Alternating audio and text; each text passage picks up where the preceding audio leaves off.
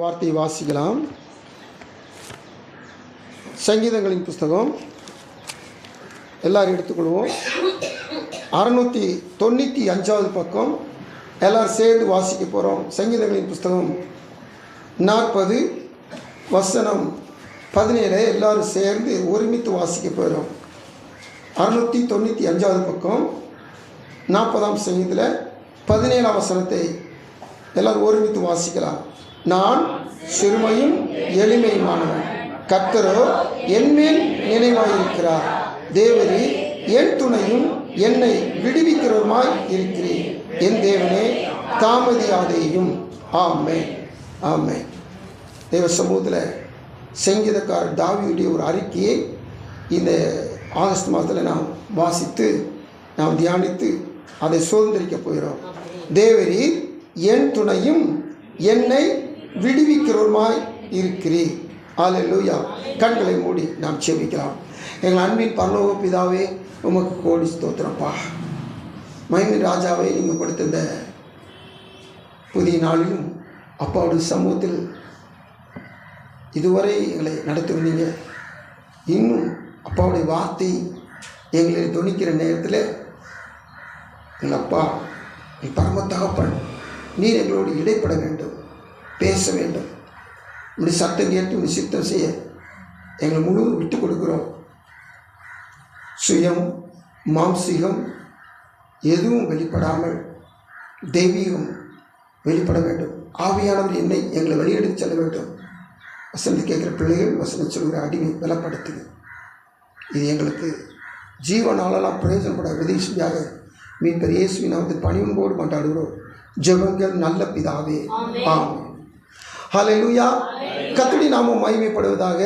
தேவ சமூகத்தில் காத்திருக்கிற தேவ பிள்ளைகளாகிய நமக்கு இந்த நாட்களில் தேவனாய் கர்த்தர் அருளி செய்கிற வார்த்தை அருமையான சங்கீதக்காரர் தாவீதுடைய அறிக்கை செய்கிற ஒரு வார்த்தை. அவர் அறிக்கை செய்கிறார், நான் சிறுமையும் எளிமையுமானவன். தன்னுடைய நிலைமையை அவர் சொல்லி அடுத்த ஆண்டரை பற்றி பேசுகிறார். கர்த்தரோ என் மேல் நினைவாயிருக்கிறார். உலகம் முழுவதும் யாரை பேசுவாங்க அப்படின்னு சொல்லி கேட்டிங்கன்னா, புகழ்பெற்ற நபர்களை சாதாரணப்பட்டவர்கள் புகழ்ந்து பேசிக்கொண்டே இருப்பார்கள்.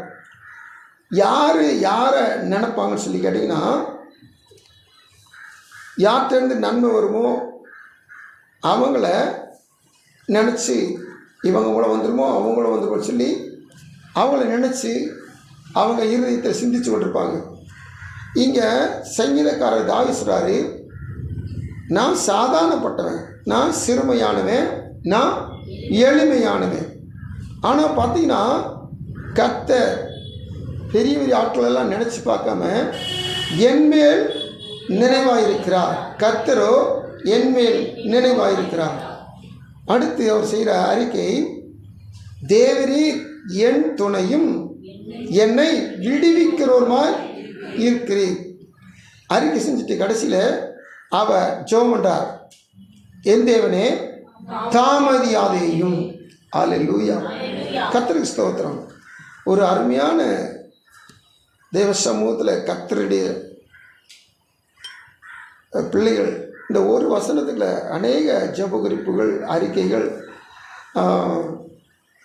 நம்முடைய நிலைமைகள் எல்லாவற்றையும் ஒரு வசனத்துக்குள்ள உள்ளடங்கியிருக்கு நம்ம பார்க்கலாம். இந்த சங்கீதம் 40:17 இந்த நாட்டில் முடிஞ்ச அளவுக்கு இந்த வசனத்தை நீங்கள் முடிச்சா கூட இருதயத்தில் மனப்பாடம் பண்ணி வச்சுக்கோங்க. அடிக்கடி இந்த வசனத்தை சொல்லுங்கள்.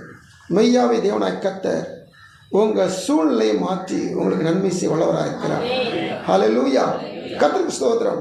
இந்த நாட்டில் இந்த அறிக்கை செய்கிற வார்த்தையை குறித்து நம்ம முதல்ல தியானிக்க போகிறோம். என்ன சொல்லி கேட்டிங்கன்னா, தேவரீர் என் துணையும் என்னை விடுவிக்கிறவருமாய் இருக்கிறீர். கர்த்தர் விடுதலையின் தெய்வம். இவர் துணையாய் இருப்பதினால் நம்மை விடுதலை செய்கிறவராக இருக்கிறார். கர்த்தருக்கு ஸ்தோத்திரம். எத்தனையோ விதமான இடுக்கண்கள், நெருக்கங்கள், பாதகமான சூழ்நிலைகள், குறைவுபட்ட நேரங்கள், சிக்கிக்கொண்ட தவிக்கிற காலங்கள், இப்படி பலவிதமான சூழ்நிலையும் நாம் தவித்து கொண்டிருக்கிற பொழுது வேதம் சொல்கிறது, சங்கீதக்காரர் தாவீது சொல்கிறார், என் தேவன் என்னை விடுவிக்கிறவர். அல்லேலூயா. இந்த தேவன் நம்மை விடுவிக்க இவர் நமக்கு எப்படிப்பட்டவராக இருக்கிறீங்கன்னா துணையாளராக இருக்கிறார். அல்லேலூயா. தேவன் நமக்கு யாரா? துணையாளர். தேவர் என் துணை. இந்த தேவன் எனக்கு துணையாக இருக்கிற பொழுது நிச்சயமாக எனக்கு ஒரு பெரிய விடுதலை உண்டு. அல்லேலூயா. தேவன் எனக்கு துணையாக இருக்கிறபடினால் நான் எப்பொழுதும் விடுதலையோடு வாழ்வேன். ஆமென். கர்த்தருக்கு ஸ்தோத்திரம். நல்ல ஒரு உதாரணத்தை சங்கத்தில் சொன்னாங்க. ஒரு நண்பன் தப்பு செஞ்ச போது இன்னொரு நண்பன் நினைச்சிட்டானா விடுவிச்சிட்டானா. நல்ல ஒரு அது ஒரு ட்ராக்ஸில் இருந்த ஒரு சம்பவம் அது. ஆனால் இந்த தேவன் எப்போதும் விடுவிக்கிறவர் அல்ல. அந்த நம்ம வாசித்த உதாரணம், இந்த கேட்ட உதாரணத்தை போல அவர் ஸ்தானம் மாறுகிற பொழுது, நியாயாதிபதியை அமர்கிற பொழுது, அவர் நியாயாதிபதி அமர்ந்துட்டார்னா அதுக்கடுத்து நம்ம என்ன சொன்னால் நீதியின் பார்வையில் தான் பார்ப்பார். அல்லேலூயா. அவருடைய பார்வை அப்போது அன்பின் பார்வை இருக்கவே இருக்கார். சரி, இது கடைசி நாட்டில் நம்ம தியானிக்க போகிற காரியங்கள். இப்போ நம்ம ஆண்டுடைய சமூகத்தில் இந்த தேவன் எனக்கு துணையாக இருக்க என் வாழ்வில் காணப்பட வேண்டிய அம்சங்கள் என்ன அப்படி ஒவ்வொரு காரியமும் நம்ம தியானிக்க போகிறோம். அப்படி நம்ம தியானிக்க தொடங்கும் பொழுது முதல் வசனத்தை ஒருத்தங்க வாசிக்க வைப்போம். கர்த்தருக்காக பொறுமையுடன் காத்திருந்தேன், அவர் என்னிடமாய் சாய்ந்து என் கூப்பிடுதலை கேட்டார். கர்த்தருக்கு ஸ்தோத்திரம். இந்த மனுஷன் எப்படிப்பட்ட மனுஷனா, இவன்கிட்ட கர்த்தர் கூடவே இருந்து துணையாளராக இருந்து இவனை விடுவிக்கிறதுக்கு காரணம், முக்கியமான ஒரு காரணம், இந்த தாவீதுட்ட என்ன இருந்துச்சான், அது அவனே அறிக்கை செய்கிறான், சங்கீதத்தில் அவனே பாடுறான். கர்த்தருக்காக நான் இப்படி இருந்தேன், பொறுமையோடு இருந்தேன். கர்த்தருக்கு ஸ்தோத்திரம். இன்னைக்கு நம்மகிட்ட இல்லாத ஒன்று இது கனிகளின் அன்பு, சந்தோஷம், சமாதானம், நீடிய பொறுமை. 4வது கனி. இந்த கனி நம்மள்கிட்ட அநேகட்ட என்ன சொன்னால் உடனே கிரியை செய்ய மாட்டேது. தப்பு செஞ்சுட்டு நம்ம அப்புறம் என்ன செய்கிறோம், ஐயோ பொறுமை இல்லாமல் அதை பேசிட்டேனே, பொறுமை இல்லாமல் செஞ்சுட்டேனே அப்படி சொல்லி நம்ம அவதிப்படுறோம். ஆனால் அந்த பொறுமை என்பது 4வது ஒரு முக்கியமான ஒரு கனி. இந்த கனி இல்லாத பட்சத்தில் நாம் பொறுமை இழந்துட்டோம்னா நித்தியம் போய் சேருவது, பரலோகம் சேருவது கடினமான காரியம். அவனுடைய பிள்ளை கவனமாக இருக்கணும். நமக்கு கொடுக்கப்பட்ட எந்த பொறுப்பிலும் பொறுப்பை செய்து முடிக்க பொறுமை என்பது மிக அத்தியாவசியமான ஒன்று. பொறுமை என்பது அவசியமான ஒன்று. இந்த பொறுமையை இழந்துட்டோம், நம் வாழ்நாள் எல்லாமே வீணாக போயிடும். பொறுமை என்பது மிக மிக முக்கியமான ஒன்று. இந்த பொறுமை தாவீதிடத்தில் காணப்பட்டது. கர்த்தருக்கு ஸ்தோத்திரம். நம்ம எல்லாருக்குமே கர்த்தர் வாக்கு பண்ணுகிறார். அந்த வாக்கை அன்னைக்கே அவர் நிறைவேற்று கிடையாது. சிலருக்கு சில நாள் அன்னைக்கு நிறைவேற்றிய காரியத்தை கண்டிப்பாக அன்னைக்கே நினைச்சிருவாருன்னு நிறைவேற்றுவார். ஆனால் எல்லா வாக்கு தத்துவங்களும் எல்லா விதமான ஆண்டுடைய அருள் வாக்குகளும் ஏற்ற காலத்தில் நிறைவேற்றுவார். அந்த ஏற்ற காலத்தில் நிறைவேற நாம் என்ன சொன்னால் அவருடைய பலத்த கரங்களுக்குள் அடங்கி இருக்கணும். அதுதான் பொறுமை. அல்லேலூயா, அல்லேலூயா. ஏற்ற காலத்து நிறைவு நம்ம என்ன செய்யணும், பலத்த கரங்களுக்குள்ள அடங்கி இருக்கணும். ஆக கொஞ்சம் அவங்க கர்ப்பவதி ஆன மாத்திரத்தில் சாரா நினைச்சிட்டாங்க, அற்பமாக என்ன ஆரம்பிச்சிட்டாங்க. அற்பமாக என்னதுனால சாரால் அவங்களுடைய அதிகாரத்தை நினைச்சிட்டாங்கன்னா பயன்படுத்திட்டாங்க. இதனால வீட்டை விட்டு நினைச்சிட்டா கர்ப்பவதி ஓடி போயிட்டான். சாரால் என்ன கொடுமை செஞ்சாங்களோ தெரியாது, அது என்ன நீதியை செஞ்சாங்களோ தெரியாது. ஆனால் அற்பமாக இருந்த ஒரு காரியத்துக்காண்டி அவங்க நினைச்சிட்டாங்கன்னா வீட்டை விட்டு ஓடுற அளவுக்கு நடத்திட்டாங்க, ஓடி போயிட்டான். ஆனால் தேவதூதன் தோன்றி சொன்ன காரியம் என்னது, அடங்கி இரு. அதாவது அதுக்கு பொறுமையாக இருன்னு அர்த்தம். உன் பிள்ளையும் ஆபிரகாம் பிள்ளையாக இருக்கனால அவனையும் பலத்தை ஜாதியாக மாற்றுவேன், நீ போய் என்ன செய்யணும், அடங்கி இருக்கணும். அப்போ ஒரு பிராமிஸ், ஒரு வாக்கு தத்துவம் நம்முடைய வாழ்வில் நிறைவேற சொல்லி கேட்டிங்கன்னா நமக்கு பொறுமை என்பது அவசியம். பொறுமை இல்லாட்டா வாக்கு தத்துவம் தாமதமாகிக்கொண்டே போகும். நம்ம ஆபிரகாம் என்ன செஞ்சாரு? சாராளமா பேச்சை கட்டி அவர் பொறுமை இழந்துட்டார். அதனாலதான் ஆகார் இரண்டாம் துணையா மாறி போனாள். கர்த்தருடைய வாக்குத்தத்தத்துக்கு பொறுமையோடு காத்திருந்தா நிச்சயம் ஆகார் வாழ்வில் வந்திருக்கவே இன்னைக்கு உலகம் முழுதும் இப்படிப்பட்ட பிரச்சனைகள் சந்திக்க வேண்டிய அவசியமே இல்லை. நல்லா கவனமாக கேளுங்க. இந்த தாவீதுடைய பொறுமை இன்னைக்கு நம்ம தியானிக்கிறோம். தாவீது எப்படிப்பட்ட மனுஷனா? பொறுமையான ஒரு மனுஷன். என்ன இந்த தாவீட்ட பொறுமை இருந்துச்சு? இந்த தாவீட்ட என்னதான் சொல்லி நம்ம கண்டுபிடிக்க போகிறோம். நம்ம வசனங்களை வாசிக்கும் பொழுது இந்த தாவீதை 16ஆம் அதிகாரம் 1 சிறு பிராயத்தில் 8 பிள்ளையில் 8வது பிள்ளை இவனை சாமுவேல் தீர்க்கதரிசி அபிஷேகம் பண்ணுகிறான். அபிஷேகம் பண்ண மாத்திரத்தில் எல்லா சவுல் கூட இருக்கிறாங்க. மூத்தவன்லேருந்து எல்லாமே என்ன செய்கிறாங்க? கூட இருக்கிறாங்க. அவங்க நடுவில் சகோதர நடுவில் தான் இந்த தாவீது சிறு பையனாக இருக்கும்போது அபிஷேகம் பண்ணப்படுகிறான். அபிஷேகம் பண்ணப்பட்ட தாவீது சிறுவன். இப்போ இந்த 17ஆம் அதிகாரத்தில் தாவீது திரும்பமா சவுல்கிட்ட போகிறான். 16ஆம் அதிகாரத்திலும் சவுலுக்கு பிடிச்ச ஆவியை நீக்கும்படி கிண்ணறை வாசிக்கிறக்காண்டி தாவீது சவுல்கிட்ட போய் வேலை பார்த்துக்கிட்டு இருக்கிறான். கிண்ணறை வாசிக்கிற வேலை, அதுக்கடுத்து மெய்க்காவலன்ற வேலை, இந்த வேலையை பார்த்துக்கிட்டு இருக்கிறான். அப்புறம் கொஞ்ச நாள் கழிச்சு வீட்டுக்கு திரும்பி போயிட்டான். திரும்பி போயிட்டு வருஷங்கள் ஆகிட்டு உருமாற்றம் அடைஞ்சிட்டான். சிறுவனாக வாலிபன் ஆகிட்டான். வாலிபன் ஆனப்போ அண்ணமாரை பார்த்துருக்காண்டி கடைசி மகனை மூத்த மகன்களை பார்த்துட்டு வர்றதுக்காண்டி மிலிட்ரிக்கு அப்பா அனுப்புகிறான். அப்போ போயிடுச்சுன்னா கோழியாத்தை வீழ்த்திட்டு வர்றான். அப்போ பார்க்கும்போது இந்த சவுல் தாவீது பார்த்து அடையாளம் தெரியல. அதனால அப்னேர்ட்ட கேட்குறான், இந்த வாலிபன் யார் விசாரின்னு கேட்டால் அந்த அப்னேர் விசாரிச்சுட்டு வரான், இவன் ஈசாயின் மகன். நல்லா கவனமாக கேளுங்க. அப்போ இவனுக்கு உருமாற்றம் அடைஞ்சிட்டு, இவன் சிறுவனாக இருக்கும்போது இங்கே வேலை பார்த்தான். இவன் இப்போ வாலிபன் ஆகிட்டான். அவனுக்கு என்ன செய்யணும்? முகமாற்றம் வந்துருச்சு. வந்ததுனால அவனுக்கு அடையாளம் தெரியனால கேட்குறான். நல்லா கவனிச்சு கேளுங்க. இவனை அபிஷேகம் பண்ண நோக்கம் என்ன? தாவீதை அபிஷேகம் பண்ண நோக்கம் என்ன? இஸ்ரவேலை நடத்த ராஜ அபிஷேகம். அல்லேலூயா. இந்த ராஜ அபிஷேகம் பெற்று கொண்டவன் இவனுடைய வாழ்நாளில் சவுல் மரிக்கிறது வரைக்கும் எத்தனையோ சந்தர்ப்பங்கள் குறுக்கு வழியில் இவன் ராஜாவாகிறதுக்கு எத்தனையோ சந்தர்ப்பங்கள் கிடைச்சு, என்னைக்காவது ஒன்றா குறுக்கு வழியில் இவன் ராஜ அபிஷேகத்தை நிறைவேற்றினானா? இல்லவே இல்லை.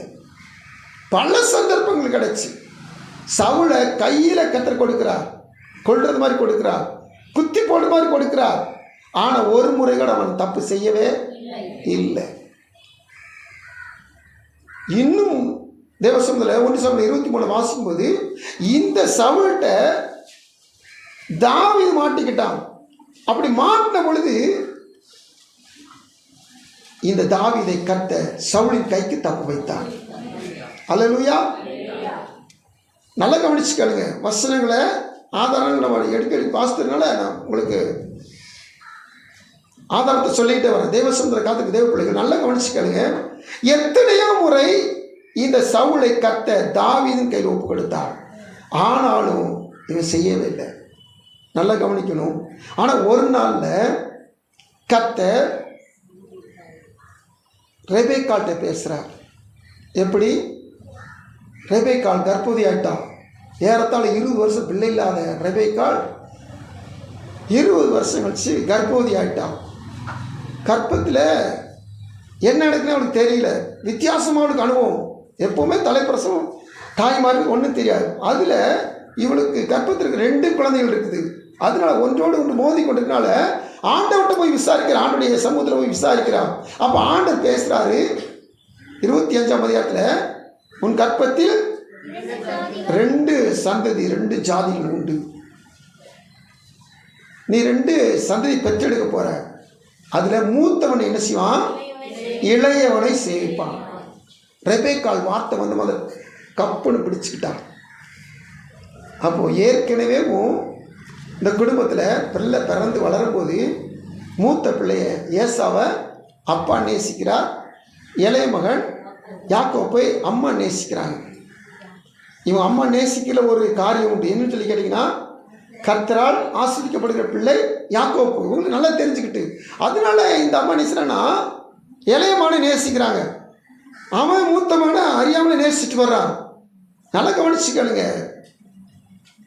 இந்த வாக்கை பெற்றுக்கொண்ட ரெபேக்காள் என்ன செய்கிறாங்கன்னா, அவங்க அப்பா மூத்த மகனை கூப்பிட்டு, எனக்கு வயசாயிடுச்சுப்பா, நீ போய் வேட்டையாடி கொண்டு வா, நான் உன்னை ஆஸ்வதிக்கணும், வயிறார சாப்பிட்டுட்டு மனசார உன்னை ஆஸ்வதிக்கணும், அதனால நீ நல்ல ருசியுள்ள பதார்த்தமாக செஞ்சு சாப்பிட கொண்டு வான்னு சொல்கிறாரு. இவர் என்ன செய்றார், போயிட்டார்.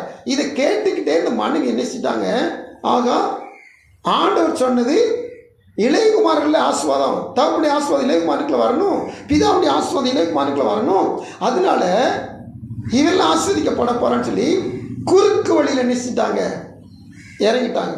அல்ல கவனிங்க, குறுக்கு வழியில் இறங்கினதுனால பல பொய்கள் வந்துச்சு. பொய்யில் அவர் ஆசீர்வாதம் நிலைத்திருக்குமா, அல்ல பொய்யில் ஒரு ஆசீர்வாதம் தான் நமக்கு கையில் கிடைக்குமா? கிடைக்குமா கிடைக்காதா? உறுதியாக சொல்லுங்க, கிடைக்கவே கிடைக்காது. நல்ல கவனமாக கேளுங்க. ஆபிரகாமுக்கு எவ்வளோ ஆடு மாடு இருந்துச்சு, அதுக்கடுத்து ஈசாக்கு அந்த ஆடு மாடு கூட கிடைச்சில. ஆபிரகாம் சீமான் கோடீஸ்வரன், அதுக்கடுத்து ஈசாக்கும் கோடீஸ்வரன், அவனு கோடீஸ்வரன். ஈசாக்கு அடுத்து இப்போ யாருக்கு அந்த கோடீஸ்வர பட்டம் வரப்போகுது? யாக்கோபுக்கு வரப்போகுது. ஆனால் நீங்கள் வேதத்தை நல்லா வாசித்து பாருங்க, ஆபிரகாம் கிடைச்ச ஆசீர்வாதம் ஈசாக்கு, ஈசா கிடைச்ச ஆசீர்வாதம், அந்த சொத்து எல்லாம் யாருக்கு போச்சு சொல்லுங்க? யாக்கோபுக்கு போச்சா? ஏசாவுக்கு தான் போச்சு. எப்படி பாஸ்ட் மாற்றி சொல்லணும்? இல்லை, இவன் போய் கஷ்டப்பட்டு சம்பாரிச்சதான் இவனுக்கு கிடைச்சிச்சு. ஆனால் சொத்து பூரா யார் எடுத்தா? ஏசாவை எடுத்துக்கிட்டான். அல்லேலூயா. எப்படிங்க அது? இந்த பாருங்க, அநியாயத்தின் திரவியம் ஒன்றுக்கும் உதவாது. இவங்க அம்மா டெக்னிக் பண்ணாங்க. கர்த்தர் கொடுத்த வாக்கு 100க்கு நிறைவேறும். ஆனால் கர்த்தர் கொடுத்த வாக்கை நான் பொய்னாலையும் கர்த்தர் கொடுத்த வாக்கை நான் தவறாகவும் பயன்படுத்தி ஆசீர்வாதத்தை சுதந்திரித்துக் கொள்வேன்னு சொல்லி கேட்டால் நினைச்சா நடக்கவே நடக்காது. அல்லேலூயா. கர்த்தருக்கு ஸ்தோத்திரம். இன்னைக்கு ஊழியத்துக்கு ஒரு தம்பியை அழைச்சிட்டார். அதான் இன்னைக்குன்னா வருஷங்கள் ஆயிட்டு. அழைச்ச மாத்திரத்தில் அவருக்கு சந்தோஷமாயிட்டு. என்னன்னா, ஊழியக்காரன் ஆகிட்டா ஜெபிக்கிற இடத்துலாம் காணிக்கை கிடைக்கும், ஜெபிக்கிற இடத்துலாம் காணிக்கை கிடைக்கும். நம்ம போய் ஜெபிச்சா நல்லா காணி கொடுப்பாங்க, நம்ம வண்டி வாங்கலாம், அப்புறம் கார் வாங்கலாம், நல்லா வீடு கட்டலாம், இப்படி நினச்சிட்டார். ஊழியத்துக்கு அழைச்சா ஊழியம் செஞ்சால் ஊழியக்காரனை கத்தர் போஷிப்பார், ஊழியக்காரனுடைய தேவைகளை கத்த சந்திப்பார். ஊழியத்துக்கு அழைச்சா என்னென்ன கொடுப்பார். பில்லிகிராம் என்பவருக்கு சொந்தமான ஃப்ளைட் இருந்துச்சு. நம்ம தமிழ்நாட்டில் ஒருத்தருக்கு இருக்குன்னு சொல்கிறாங்க, அது உண்மையாக பொய்யன்னு தெரியல. கர்த்தருக்கு ஸ்தோத்திரம். நல்லா கவனிச்சு கேளுங்க. கர்த்தர் கொடுக்கிற வாக்குகளை, கர்த்தர் கொடுக்கிற ஆசீர்வாதங்களை தவறாய் பயன்படுத்தக்கூடாது. ஆமென். கர்த்தருக்கு ஸ்தோத்திரம். இந்த அம்மா என்ன செஞ்சிட்டாங்க? தவறாக பயன்படுத்துறாங்க. ஆனால் பார்த்தீங்கன்னா, வீட்டை விட்டு, தாயின் அரவணைப்பை விட்டு, குடும்பத்தை விட்டு துரத்தப்பட்ட மகனாக என்ன செஞ்சான்? யாக்கோபு ஓடி போயிட்டான். அப்போ இங்கே இருக்கிற ஈசாக்குடைய அனைத்து ஆசீர்வாதங்கள் யார் தான் அனுபவிச்சா? ஏசா தான் அனுபவிச்சான். திரும்பி வரும்போது பாருங்க, ஏறத்தாழ அந்த இடம் மட்டும்தான் அவனுக்கு வாய்க்குது. அனைத்து சம்பத்துகளும் சொத்துகளும் யார் தான் கொண்டு போறானா? ஏசா தான் ஆளுகை செய்கிறான். இதனால என்ன புண்ணியம்? நல்ல கவனமாக கேளுங்க. எக்காரணமோடு தேவ சந்திருக்க தேவ பிள்ளைகள் கர்த்தர் வாக்கு தரனா, அந்த வாக்கை குறுக்கு வழியில் நினைச்சக்கூடாது. பெற்றுக்கொள்ள சம்பாதிக்க முயற்சி பண்ணவே கூடாது. அப்பேற்பட்ட ஒரு பொறுமை இந்த தாவீதுட்ட இருந்துச்சு. அல்லேலூயா. கர்த்தருக்கு ஸ்தோத்திரம். தேவசந்தில் இந்த தாவீதை குறித்து வசனத்தில் வாசிக்கிறோம். ஆண்டுடைய பாதப்படியில் தர்மையான தாவீது அவ்வளவாய் பொறுமையாய் சகித்தவன். கர்த்தருக்கு ஸ்தோத்திரம். 1 சாமுவேல் 24:4, 26:8-13 இந்த வசனங்களை வாசிக்கும் பொழுது இந்த வசனத்தில் 26:10 முக்கியமான வாசிக்கிறோம். இந்த வசனத்தில் போட்டு பாருங்க. அபிஷாயை கூப்பிட்டுட்டு போகிறான். யோவாபு அபிஷாயை கூப்பிட்டு போகிறான். அப்போது அபிஷாய் சொல்கிறான், உன் சத்துருவை கர்த்தர் உன் கையில் ஒப்பு கொடுத்துட்டார். இப்போது நமக்கு இடையே உண்டாக்குற சத்ரு இவன் தான், அவனை கொன்றுவோம்னு சொல்கிறார். 10ஆம் வசனம் வாசிங்க.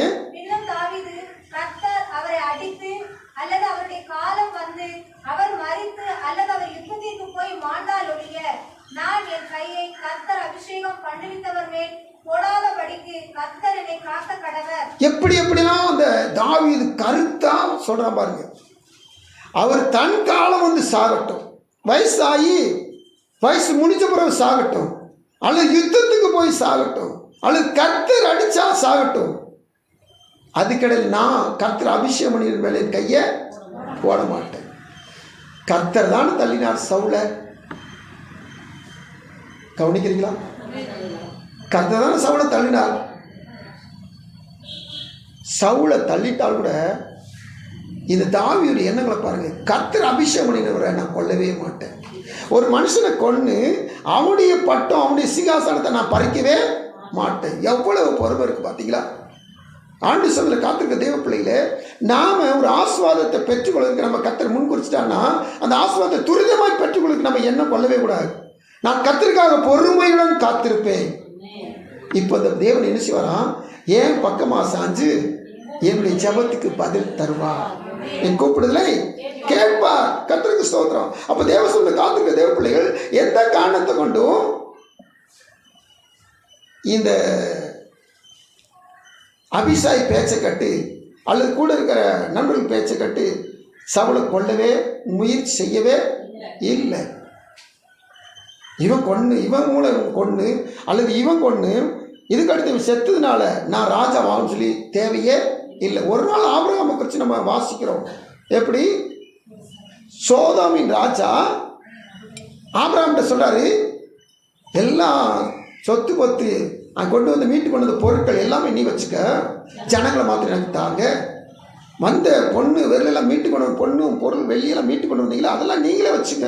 ஆபிரகாமே நீங்கள் மீட்டு வந்தாலும் நீங்களே வச்சுக்க, ஆனால் நீங்கள் மீட்டு வந்த ஜனங்களை மட்டும் எனக்கு கொடுங்கன்றார். ஆபிரகாம் வார்த்தை என்ன தெரியுமா? 14ஆம் அதிகாரத்தில் இல்லை, சோதோம் ராஜா என்னை ஐஸ்வர்யம் ஆக்கினான் என்று சொல்லாதபடிக்கு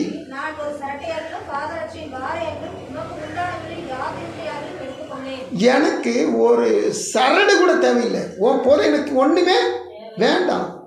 எனக்கு கர்த்தருடைய ஆசீர்வாதம் போதும். சோதம் ராஜா எனக்கு கொடுத்து நீ ஐஸ்வர்யவான் ஆக்கினான்னு சொல்லி ஒருத்தர் சொல்லக்கூடாது. இவன் வச்சிருக்க பொருள் கூட யார் பொருள்? சோதம் ராஜா பொருள். ஒருத்தர் நினைச்சிடக்கூடாது, சொல்லிடக்கூடாது. அதனால நான் மீட்டு வந்த அநேக பொருட்கள் உண்டு, அதில் ஒரு சரடு கூட எனக்கு தேவையே இல்லை. அல்ல, கர்த்தர் என்னை உயர்த்தணும், கர்த்தர் என்னை ஆசீர்வதிக்கணும், கர்த்தர் என்னை காக்கணும், இல்லாட்டி எனக்கு தேவையே இல்லை. இந்த ஆபிரகாமின் சுபாவம் இந்த தாவீதுக்கு இருந்துச்சு. ஒருத்தன் கொன்று அதுக்கடுத்து அவன் இந்த இடத்துல நான் போய் ராஜா வரணும் அவசியமே இல்லை. இப்படிப்பட்ட நல்ல ஒரு பொறுமை தாவீது தெரிஞ்சு பாருங்க. கர்த்தர் துணையாக இருந்தபடினால் 40ஆம் சங்கீதம் 17ஆம் வசனம் சொல்கிறது, என்னை விடுவிக்கிறவராய் இருந்தார். கர்த்தருக்கு ஸ்தோத்திரம். இந்த தாவீதுக்கு கர்த்தர் துணையாக இருந்தபடினால 1 நாளாகவும் 18:6-13 வசனம், இது அநேக இடத்துல வசனம் உண்டு, 2 வசனம் மட்டும் வாசிங்க. 1 நாளாகவும் 18:6-13.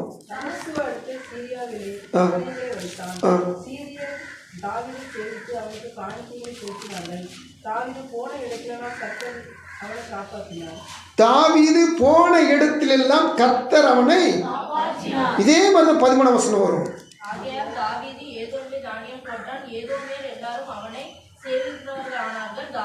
தாவீது போன இடத்திலெல்லாம் கர்த்தர் அவனை காப்பாற்றினார். தேவரே என் துணையும் என்னை விடுவிக்கிறவர்களெல்லாம் இந்த தாவீது போனாரோ அங்கேயெல்லாம் கர்த்தர் என்ன சொன்னா காப்பாற்றினார் அல்லது விடுவித்தார். இப்போ நம்ம ஒரு லிஸ்ட் போடுவோம். கோலியாத்திட்ட போனார் அல்லது பெலிஸ்தர் பாளையத்திட்ட போனார், இவர் சுயபலத்தில் ஜெயிச்சுட்டு வந்தாரா? ராஜாவே அவங்க பயந்து போய் 40 நாள் ஒளிஞ்சிக்கிட்டு இருக்கிறான். அங்கே இருக்கிற போர் சேவர்கள், அங்கே இருக்கிற தளபதிகள் பயந்து போயிருக்கிறாங்க. ஆனால் இவன் போனது யாரு? இளைஞன், யுத்தத்தில் பழக்கமில்லாதவன். இவன் போய் என்ன செஞ்சிட்டான்? ஜெயிச்சிட்டான். அப்போ இந்த தேவன் தாவீதுக்கு துணையாக இருந்தபடினால், இந்த தேவன் விடுவிக்கிறவராக இருந்தபடினால், இந்த தாவீது போன இடத்திலெல்லாம் கர்த்தர் அவனை காப்பாற்றினார். ஹல்லேலூயா, ஹல்லேலூயா. துணையாளராக இருக்கிற பொழுது அவர் விடுவிக்கிறவருமாய் காப்பாற்றுவருமாய் இருக்கிறவராக இருக்கிறார். ஹல்லேலூயா, கர்த்தருக்கு ஸ்தோத்திரம். அதுக்கடுத்து இவன் 21ஆம் அதிகாரத்தில் 1 சாமுவேல் புஸ்தகம் 21ஆம் அதிகாரத்தில் என்ன செய்யணும்? ஆகீஸ் ராஜாட்ட போகிறான். ஆகீஸ் ராஜான்றது யாரு?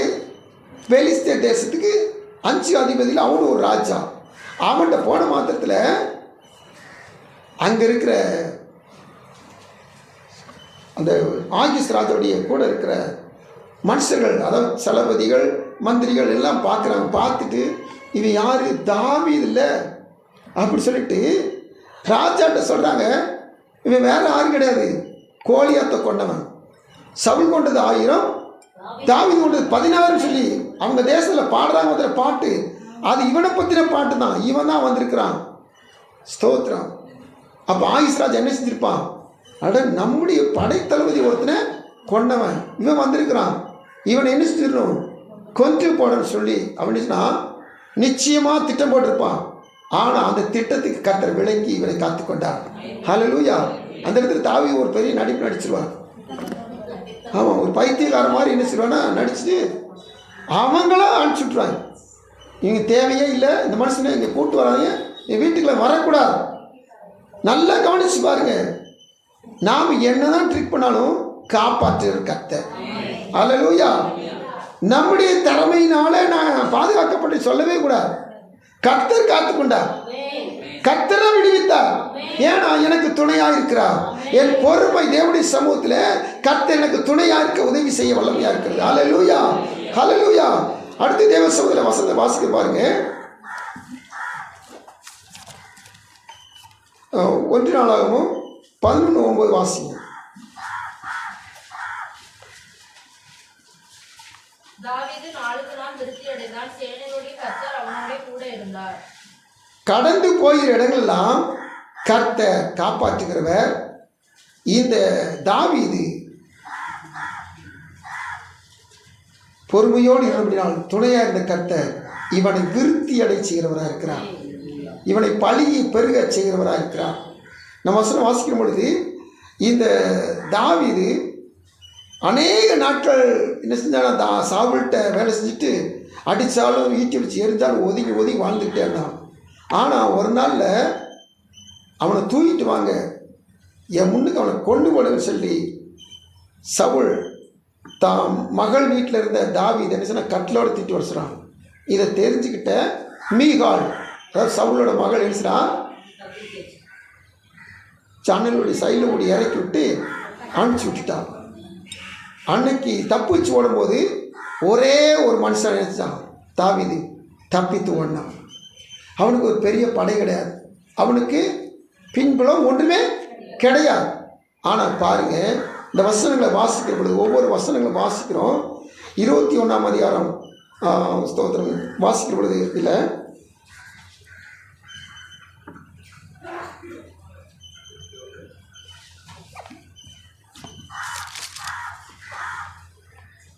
பத்தொன்பதாம் அதிகாரம் 12ஆம் வசனம்.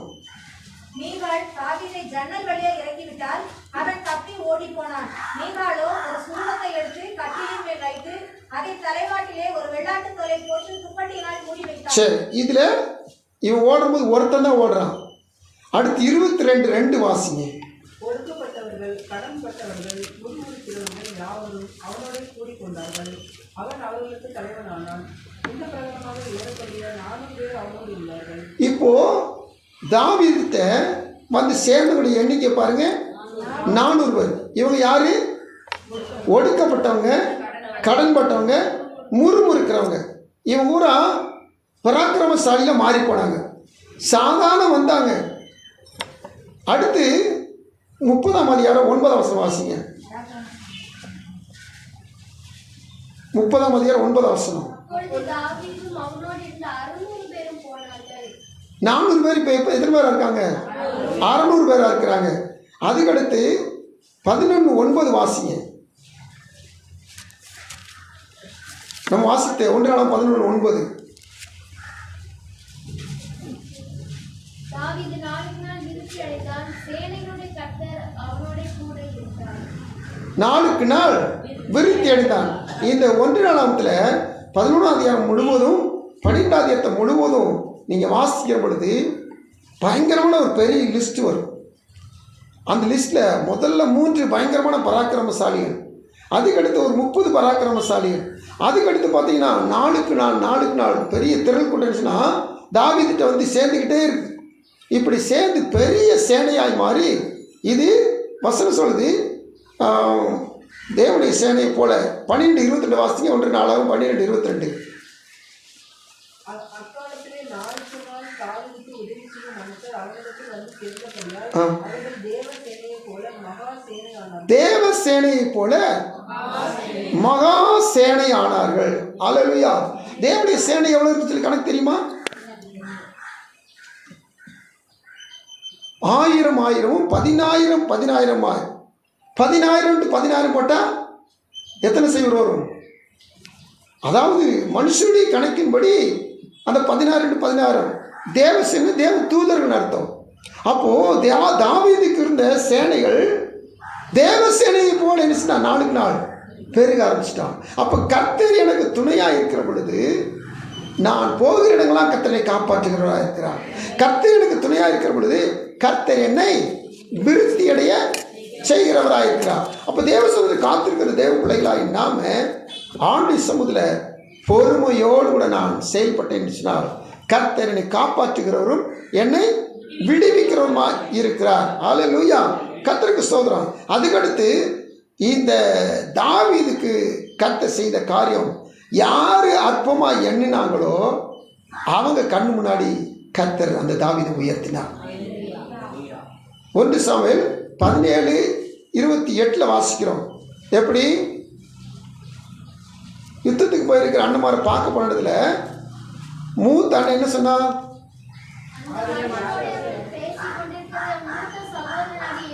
எலியாப் கேட்டு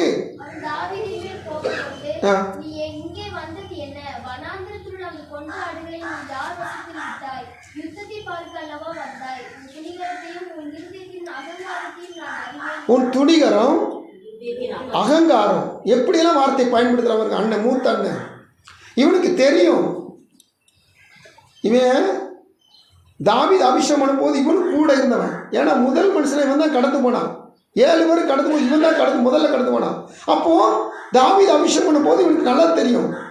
இப்போது கேள்விப்பட்டவன் கண்ணால் பார்த்தவன் ஒரு நாள் கர்த்தர் ஏதோ சித்தர் செய்வார், ஏதோ கர்த்தர் காரில் வாய்ப்பு பண்ண நினைக்காம என்ன செய்யறான்? தாவீதை பார்த்து இருதயத்தில் அவனுக்கு அகங்காரம் இருக்குது, அதனால தான் வந்திருக்கிற, அந்த கொஞ்சம் ஆளை வனாந்தரத்தில் விட்டுட்டு வந்திருக்கிற, இப்படி அற்பமாக எண்ணி பேசுகிறான் அல்லது கோபமாக எண்ணி பேசுகிறான்.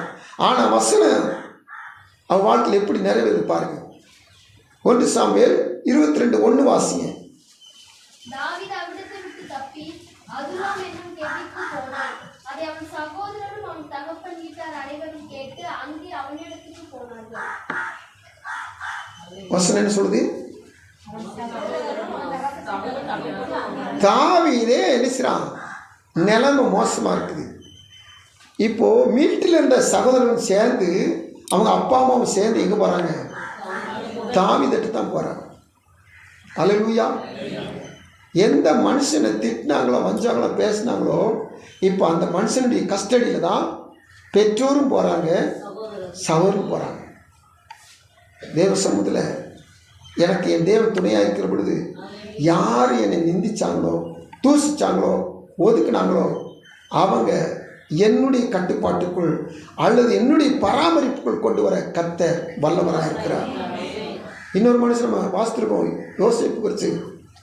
யோசேப்புடைய தன்னுடைய சர்மத்தில் அற்பமாக எனப்பட்டான், தூக்கி வீசப்பட்டான், கொல்றதுக்கும் அல்லது சிறையாக விற்கப்படுவதற்கும் அடிமையாக விற்கப்படுவதற்கும் எல்லாவற்றுக்கும் ஆளாகி போனான்.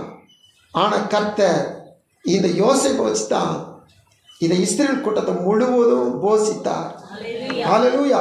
அதே மாதிரி தான் இந்த தாவீதை வச்சு தான் தாவீது பெற்றோரும் உடன்மதலும் முறுமுறுக்கப்பட்டவர்கள், கைவிடப்பட்டவர்கள், கடன்பட்டவர்கள் எல்லாரையும் கத்த இந்த தாவீது ஒருத்தரை வச்சு தான் பராமரித்தார், காப்பாற்றினார். ஹல்லேலூயா. எனவே தேவ சொல்ற காத்திருக்க தேவ பிள்ளைகள், நம்ம ஆண்டு சொல்ற காத்திருக்கிறோம், ஆண்டு சொல்ற காணப்படுகிறோம். இன்னைக்கு தேவனாய் கர்த்தர் நம்மகிட்ட விரும்புகிற காரியம் சொல்லுங்க, பொறுமை. இந்த பொறுமையை குறித்து அநேக காரியங்களை வேதத்தில் நம்ம புதிய ஏற்பாட்டில் தியானிச்சோம்னா ரொம்ப நேரம் போயிடும். ஆனால் நமக்கு அத்தியாவசியமான காரியம் பொறுமை. தமிழ் ஒரு பழமொழி, பொறுத்தார் பூமியை ஆழ்வார். இந்த தாவீது வாழ்க்கையில் அந்த தமிழ் பழமொழி நிறைவேறுச்சு. ஆமென். கர்த்தருக்கு ஸ்தோத்திரம்.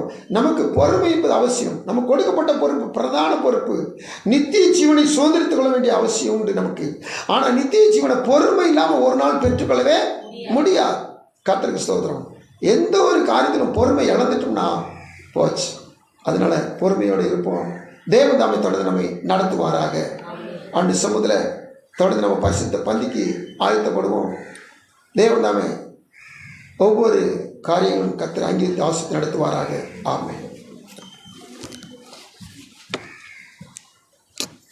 நம்ம எழுந்துக்கிட்டு தேவ சமூகத்தில் பரிசுத்த பந்திக்கு நம்ம ஆயத்தப்படுவோம்.